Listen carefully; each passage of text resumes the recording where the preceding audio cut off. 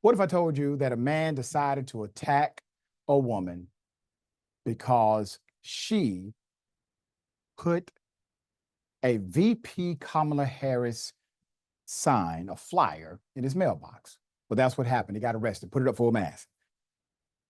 This is what we're dealing with. A 61-year-old white male Michigan man is facing charges after an apparent racially motivated attack on a black female mail carrier who tried to put a legal political flyer in his mailbox. The flyer was in support of Kamala Harris. Russell Frank Valleau is scheduled to return to court for a preliminary hearing. According to investigators, Russell Frank of Farmington Hills became enraged when he observed the high crime of the carrier delivering the vice president's campaign card and marched up to her with a knife, saying, quote, he did not want that black B word in his mailbox. So he believes that people can fit inside of his mailbox, and he didn't want that to happen. This is the kind of finite thinking you're dealing with. The individual was arraigned on September 27th on charges of felony, ethnic intimidation, and misdemeanor assault and battery. He pleaded not guilty, was jailed and kept on a $25,000 bond. That's according to the reports. If convicted, he could face up to 2 years in prison and a $5,000 fine. During the confrontation, Russell Frank allegedly unleashed a barrage of racist and sexist slurs aimed at Harris and the letter carrier, calling her a black B word before charging at her with the blade, police said. The woman became afraid and defended herself with pepper spray. And Mr. Russell Frank stumbled away while she ran to safety. Farmington Hills police showed up later, took him to, down to the neighbor's yard, took him to jail. So a statement from the Oakland County prosecutor, Karen McDonald, quote, in this highly charged political moment, everyone has a right to their political opinion and vote, she said, according to ABC News. Whatever our political beliefs, no one should be assaulted or threatened because of their race or for doing their job. Hate crimes impact us all. We will vigorously pursue all such cases. A statement from the police chief, his name is Jeff King, put him up. So Chief King says, the Farmington Hills Police Department is dedicated to preventing attacks based on race, gender, or political affiliation. Such conduct is not tolerated in this great community, and the Farmington Hills Police Department will use every resource to bring offenders to justice, ensuring the community remains a safe and welcoming place for all people. You know, he attacked a mail carrier, which means he attacked specifically an employee of the government. There's no mention of this in the statements provided by law enforcement or by the prosecutor. Typically, you want to make sure that your systems of democracy, and yes, our mail delivery system is part of our system of democracy. It's called early voting or ballot voting by way of absentee. Okay. Mail carriers are in charge of that part of the democracy process. So it's interesting to me how none of them, I mean, no statement mentions the protection of democracy, the protection of political speech.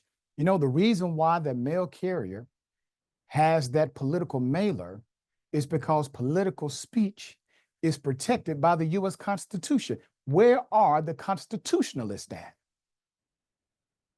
Where are you? I thought you enjoyed the element of free speech because political speech is part of that.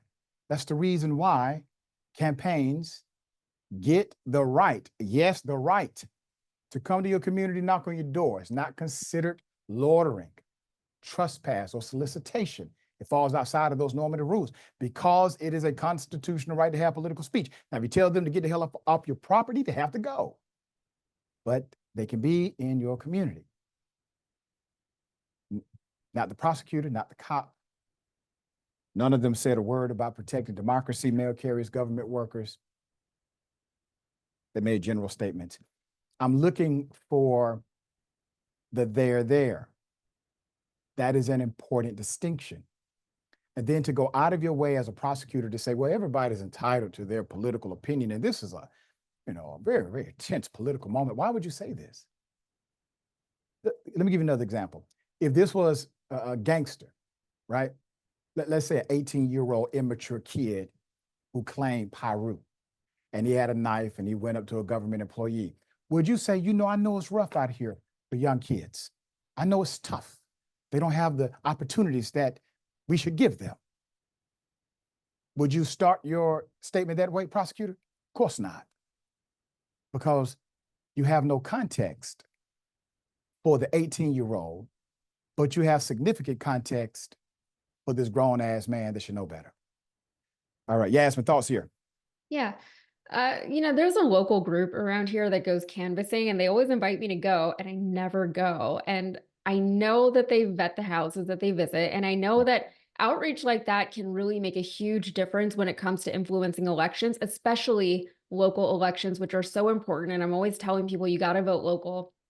But besides the fact that, like, I'm not about to be walking out here in this Texas heat, I'm not messing with any of these people. You never know who you're going to encounter. And compared to a few years ago, maybe even a few decades ago, people are decidedly more unstable and more unhinged than they used to be. And maybe, I try to keep it in perspective. Maybe that is a perception thing on my part, because I do understand that it's one thing to read about these stories on the internet, and it's another thing to actually engage with your community and with your neighbors. But people really don't know their neighbors like they used to anymore. And I think that that is part of why we're seeing all these incidents cropping up more and more, or maybe we just know about them more and more. But we don't interact with one another the way we used to. We maybe see our neighbors now on our way from our front door to our cars, but we're not having these meaningful relationships with the people that we live near. And, me living in this neighborhood, I see the Trump flags and I see the Trump stickers on all the trucks. And I know that these people have guns. So no, thank you. And I love that you pointed out how this is such an integral and classic component of our system of government, interacting with the people, canvassing, stumping, etc. This is old school democracy. This type of behavior really feels like an interruption of the political democratic process. It feels like obstruction. It's not organized obstruction, at least regarding the man's actions against the woman with the flyer, but it is like the fact that nobody is doing anything about this type of behavior, and that they're kind of forgiving it and saying, it's just the way things are these days. No, like, this feels like election interference. If somebody was behaving that way at a polling location, that would be a big problem, or it should be a big problem. And hopefully, going into November, there are some safeguards put up there so that people feel safe going to these polls. That's right. Well said. We went down this rabbit hole before, where workers who don't get paid a whole lot of money, they work seasonally, their whole lives were turned upside down. So hopefully we do better by them this time.